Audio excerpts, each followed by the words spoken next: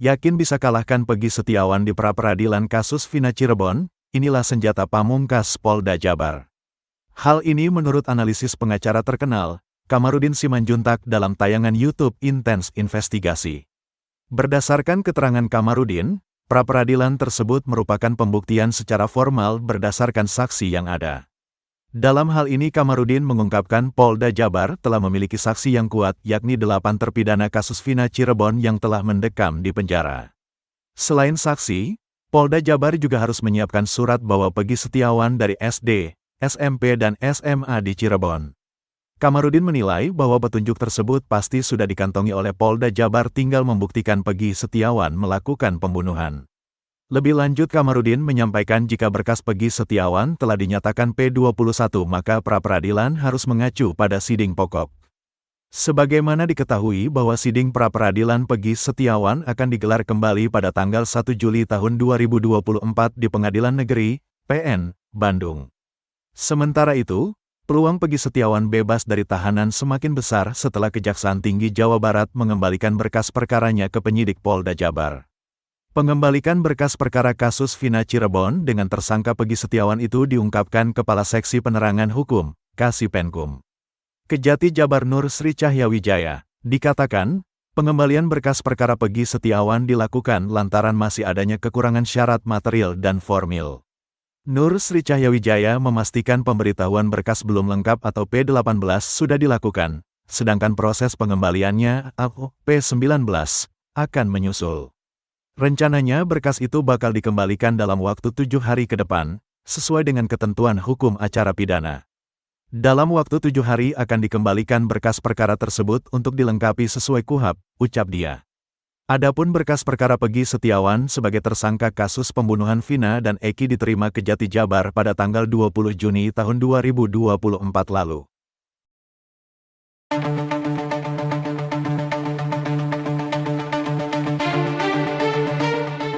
Tim Jaksa Penuntut Umum atau JPU Kejaksaan Tinggi atau Kejati mengembalikan berkas perkara Peggy Setiawan kepada Polda Jawa Barat. Hal itu dikarenakan berkas perkara dinilai belum lengkap. Tak hanya itu, Kejati pun memberikan peringatan kepada Polda Jabar terkait berkas perkara Peggy Setiawan. Dikutip dari Tribun Jabar, hal itu disampaikan oleh Kasipenkum Kejati Jabar yakni Nur Sri Cahyawijaya yang mengatakan berdasarkan hasil penelitian terhadap berkas perkara tersangka Peggy ditemukan beberapa alat bukti yang belum lengkap. Menurutnya, tim jaksa akan membuat petunjuk kepada penyidik Polda Jabar agar berkas tersangka Peggy dilengkapi. Namun pihaknya tidak merinci terkait poin-poin kekurangan dalam berkas perkara Peggy Setiawan yang dikembalikan kepada Polda Jabar. Adapun surat pemberitahuan sudah diberikan pada Senin 24 Juni kemarin untuk melengkapi berkas. Kejati Jabar memberikan waktu selama 7 hari. Kejati juga mengaku memberikan catatan khusus yang diberikan kepada Polda Jabar untuk melengkapi berkas yang masih ada kekurangan dalam bentuk material dan formil. Sebelumnya, Kabid Humas Polda Jawa Barat Kombes Julas Abraham Abbas mengatakan penyerahan berkas perkara Peggy dilakukan secara bertahap. Ia memastikan sudah berkoordinasi dengan Kejaksaan untuk memperlancar pelimpahan berkas perkara itu. Hotman 991 kuasa hukum keluarga almarhumah Vina Cirebon.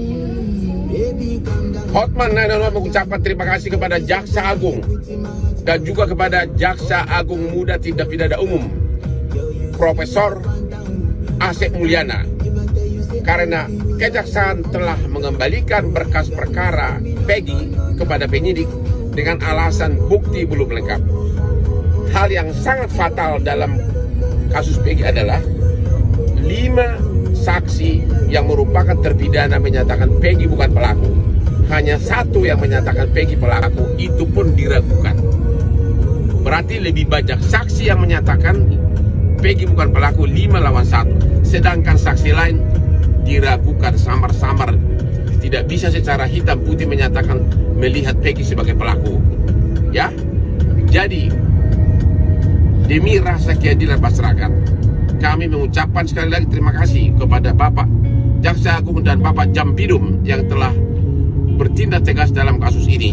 Saran kami adalah agar di bawah perlindungan LPSK seluruh terpidana ini diperiksa ulang, di BAP ulang dalam kasus Peggy ini dalam keadaan mereka tenang, bila perlu didampingi oleh para pengacara masing-masing agar mereka yakin, agar mereka tenang. Mereka itu kan hanya masyarakat pekerja, bahkan sebagian adalah buruh bangunan. Begitu sudah diperiksa akan gemetaran, ya. Coba kalau saya pengacaranya, cuma saya kan pengacara keluarga almarhumah, ya. Sekali lagi Bapak Jaksa Agung dan Bapak Jampidun, thanks. Sukses selalu, rakyat di pihakmu.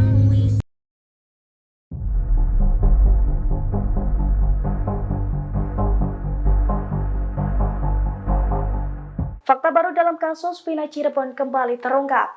Menurut Ferry, salah satu warga sekitar, saksi Aep ternyata berteman dekat dengan anggota buruh sergap atau buser Polres Cirebon Kota. Bahkan menurutnya Aep pertama kali mengadukan kasus Vina ke anggota buser tersebut. Dilansir dari tribunjakarta.com, hal itu diungkapkan Ferry dalam tayangan YouTube di channel Cak Sugiono pada Rabu 26 Juni 2024. Menurut Ferry, Aep merupakan teman lama dari anggota buser dari Satuan Narkoba Polres Cirebon Kota sejak bekerja menjadi tukang cuci mobil di samping SMPN 11 Cirebon. Anggota buser itu menjadi langganan di tempat cuci mobil tersebut. Karena kenal dekat, Aep kerap mengantarkan motor milik anggota buser tersebut ke rumahnya seusai dicuci. Menurut Ferry, anggota buser itu tinggal di Jalan Perjuangan Kecamatan Kesambi, Kota Cirebon. Saat mendapatkan masalah dengan warga hingga digerebek di tempat kerjanya, Aep pun sempat mengadu ke buser tersebut. Kemudian saat peristiwa pembunuhan Vina dan Eki terjadi, Aep juga disebut-sebut menjadi orang pertama yang mengadu ke anggota buser tersebut. Hingga akhirnya anggota buser itu baru melaporkan ke ayah Eki, Ibtu Rudiana.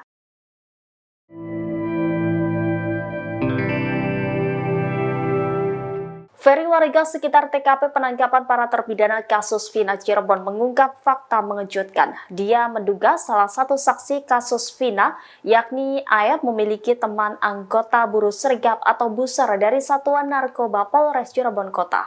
Ferry mengaku anggota buser itu menjadi langganan di tempat cuci mobil tempat Aep dan rekannya Dede bekerja. Aep disebut sudah kenal dekat dengan anggota buser tersebut. Bahkan Aep kerap mengantar motor yang sudah bersih ke rumah anggota buser yang tinggal di Jalan Perjuangan, Kecamatan Kesambi, Kota Cirebon. Diketahui Aep yang mengadu pertama kali soal para terduga pelaku ke sosok anggota buser tersebut bukan langsung ke Ibtu Rudiana. Setelah mengetahui itu, anggota buser itu baru melaporkan ke Ibtu Rudiana. Dalam aduan itu, Aep mengaku saat hendak membeli rokok melihat para terpidana melempari Vina dan Eki dengan batu. Kenyataannya menurut Ferry, kesaksian Aep hanya karangan belaka. Ia menyebut warung tempat Aep membeli rokok itu tidak ada. Kesaksian Aep yang nilainya mengada-ada membuat para terpidana kini dihukum berat. Pengakuan Aep ini ternyata sebagai balasan terhadap Hadi Saputra dan Eko Ramadhani, terpidana kasus Vina Cirebon. Keduanya disebut sempat mengajak warga untuk menggerebek tempat cucian motor tempat Aep bekerja. Mereka risih lantaran seorang wanita kerap terlihat di tempat cucian motor tersebut. Diduga teman Aep sering membawa wanita menginap hingga akhirnya dicurigai oleh warga sekitar. Diduga karena kesal terhadap penggerebekan itulah Aep membeberkan soal rombongan yang sering nongkrong di depan pencucian motor. Hotman Paris, Hotman 911 kuasa hukum keluarga Vina, almarhum Vina Cirebon. Usulan Hotman 911 agar dibentuk tim pencari fakta oleh Bapak Presiden RI tidak mendapat tanggapan. Mau apa kita? Bisa apa kita? Usulan kedua sekarang ini adalah kita berharap agar Bapak Jaksa Agung dan Bapak Jaksa Agung Muda Tindak Pidana Umum jangan melimpahkan berkas perkara Peggy ke pengadilan negeri sampai tuntas, sampai terbongkar dalam penyelidikan siapa sebenarnya biang keladi semua ini. Ya, siapa sebenarnya, dan Bapak Jaksa Agung mempunyai kewenangan untuk tidak melimpahkan. Oke, minta terus P19 agar dibongkar siapa pelakunya. Lagi pula, Peggy kan 5 daripada terpidana mengatakan bukan Peggy pelakunya.